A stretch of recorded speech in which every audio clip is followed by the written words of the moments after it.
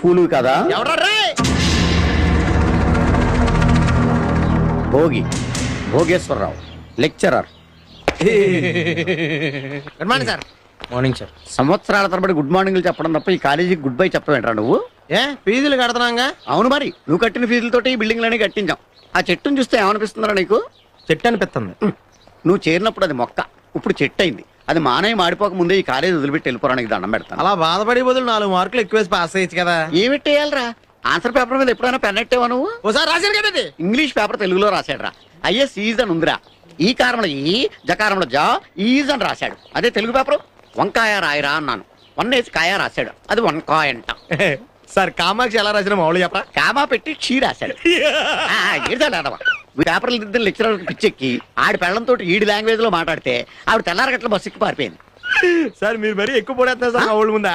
ఏంటి పొగడతలా కనపడుతున్నాయి నీకు?